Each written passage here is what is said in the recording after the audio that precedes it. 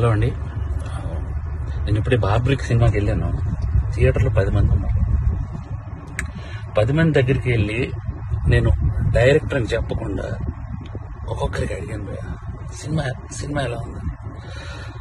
Cinema చాలా బాగుంది అన్నారు.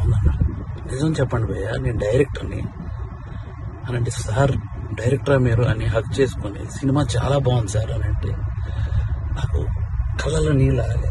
ఎందుకు మరి 10 మంది థియేటర్లో ఉన్నారు, 15 మంది థియేటర్లో ఉన్నారు, ఎందుకు నాకు అర్థం కాలేదు.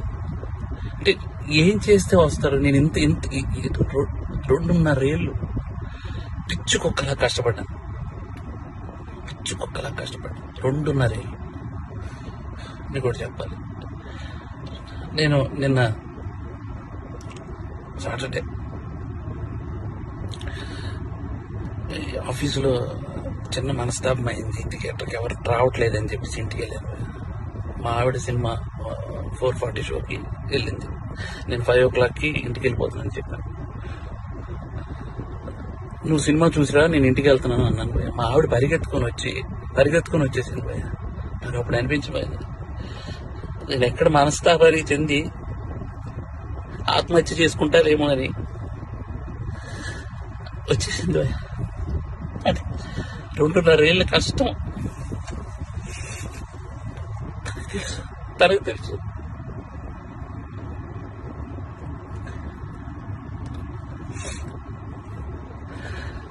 మలయాళం కంటెంట్లు, మంచి కంటెంట్లు చూస్తారు థియేటర్లో అని చెప్పి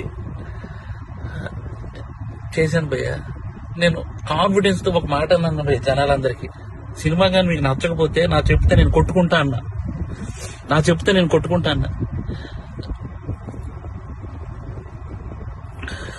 నేను కొట్టుకుంటానంటే కూడా జనాలు రాలేదు భయ్య. నాకు అర్థం కావట్లేదు, ఇప్పుడు జనాలు రావట్లేదు అని అంటే ఏంటి అర్థం?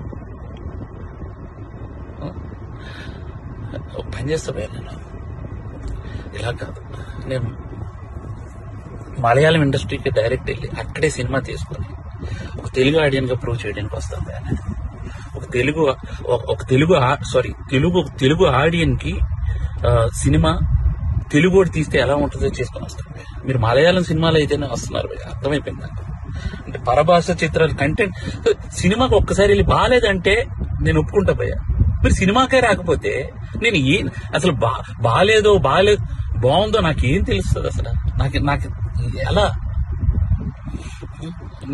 ఈ ఛాలెంజ్ నేను తీసుకున్నాను. నేను అది రిటర్న్ తీసుకుని నా చెప్పుతో నేనే కొట్టుకుంటాను. నా చెప్పుతో నేనే కొట్టుకుంటాను. చాలు భయ్యా, ఉంటా బాయ్.